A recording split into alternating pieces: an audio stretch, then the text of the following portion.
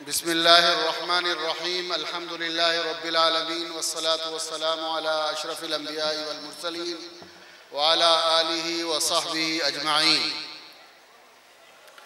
थोड़ी देर के लिए खामोशी इख्तियार करें, सिर्फ 5-10 मिनट के लिए आया हूँ। मुख्तसरन अर्ज करूँगा, आप हजरात की तवज्जो चाहिए। खामोशी इख्तियार कर लें, हर एक साथी दूसरे साथी को खामोश करा दें। अल्हम्दुलिल्लाह हम सब मुबारकबाद के मुस्तहिक हैं कि इस इदारे में बहुत सारे बच्चों ने कुरान मजीद हिफ्ज़ किया और बहुत सारे बच्चों ने नाज़िला कुरान मजीद मुकम्मल किया। और अभी थोड़ी देर बाद ही दुआ होगी और उस दुआ के लिए आप सब यहाँ जमा हुए हैं। हदीस शरीफ में आता है कि ऐसे मौके पर दुआ कबूल होती है। मैं आप हजरात की तवज्जो चाहूँगा।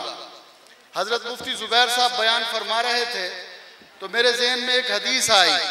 बैज़ावी शरीफ में सूरह फातिहा के फ़ज़ाइल में एक हदीस है कि जब अल्लाह ताला किसी कौम के लिए अज़ाब का फ़ैसला फरमाते हैं तो अल्लाह ताला का फ़ैसला अटल हो चुका होता है, लेकिन उसी कौम का एक बच्चा अपने घर से निकलता है और जाकर कुरान मजीद शुरू करता है पढ़ना। औज़ु बिल्लाहि मिनश शैतानिर रजीम, बिस्मिल्लाहिर रहमानिर रहीम, अल्हम्दुलिल्लाहि रब्बिल आलमीन। हदीस शरीफ में आता है कि अल्लाह ताला उस बच्चे के पढ़ने की बरकत से 40 साल के लिए अजाब को टाल देते। हजरत मुफ्ती साहब ने बहुत तफसीली बयान किया, मैं उस तरफ नहीं जाना चाहता। सिर्फ इतनी बात आपसे अर्ज करता हूँ कि आजकल लोग ये कह रहे हैं मदारिस बोझ हैं, मदारिस जहालत के अड्डे हैं, इस तरह की बातें करते हैं। लेकिन अगर हकीकत की नजरों से देखा जाए तो आपके मदारिस दुनिया में अव्वल नंबर पर मदारिस हैं। बर्रे सगीर के मदारिस का निज़ाम दुनिया में अव्वल नंबर पर है। बर्रे सगीर के उलमा दुनिया में अव्वल नंबर पर है। आपके उलमा की, आपके मदारिस के पढ़े हुए उलमा की किताबें दुनिया की मुख्तलिफ यूनिवर्सिटियों में पढ़ाई जाती हैं। यहाँ के उलमा किताबें लिखते हैं, मदीना यूनिवर्सिटी में वो किताबें पढ़ाई जा रही हैं, मिस्र में वो किताबें पढ़ाई जा रही हैं और दुनिया के दीगर ममालिक के मुल्कों में वो किताबें पढ़ाई जा रही हैं। मुझे ये बताइए कि पाकिस्तान बना कितने साल हो गए? 7 दहाइयाँ गुजर गई।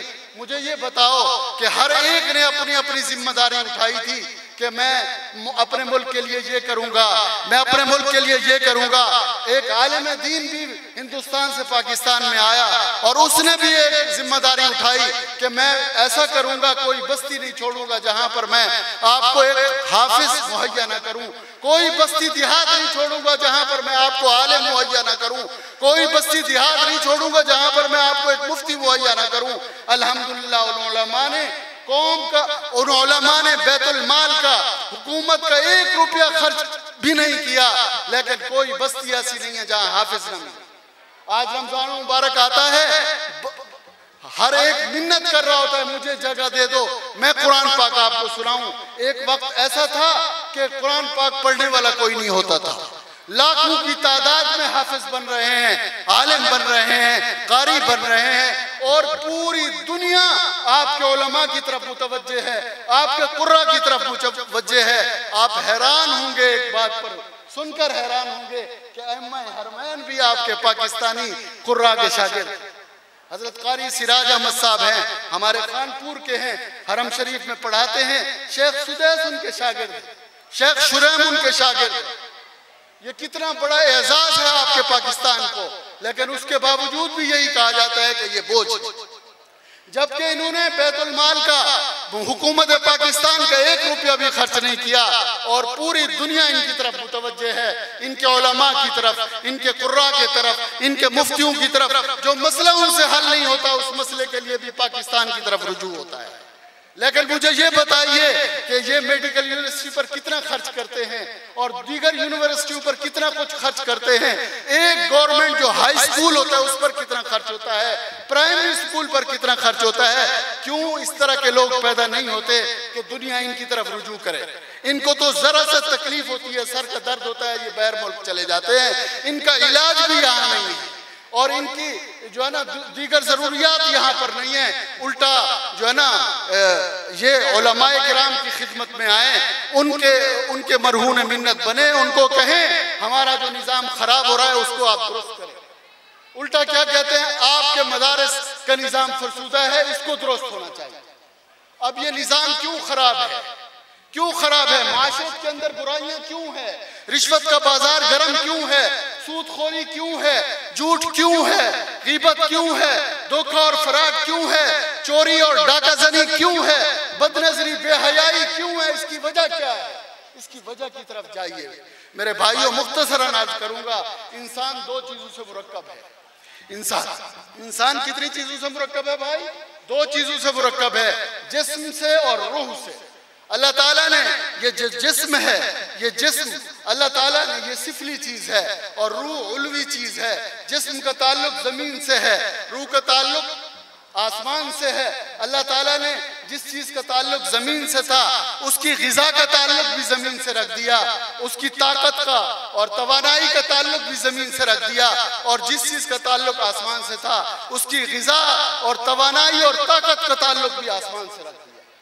अब जिस्म की ग़िज़ा, जिस्म का इलाज, जिस्म की दवाइयाँ और जितनी भी चीजें हैं वो सारी की सारी चीजों का ताल्लुक जमीन से है और रूह का ताल्लुक आसमान से है। हमने रूह को छोड़ दिया, रूह आला है और रूह की ग़िज़ा क्या है? कुरान मजीद है। ये जो बच्चों ने पढ़ा, रूह की ग़िज़ा कुरान मजीद है, हमने उसको छोड़ दिया। जब से उसको छोड़ा है उसकी वजह से रूहानी तौर पर हम पस्ती में चले गए।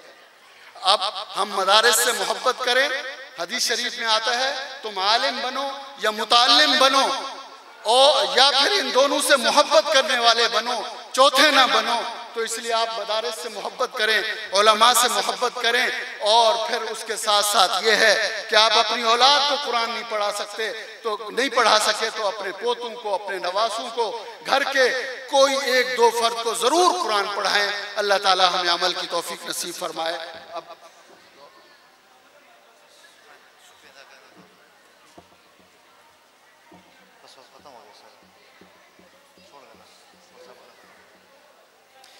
ये थे जनाब मुफ्ती अब्दुल क़य्यूम दीनपुरी साहब, उस्तादुल हदीस जामिया मिसबाहुल उलूम, मरियम मस्जिद कराची।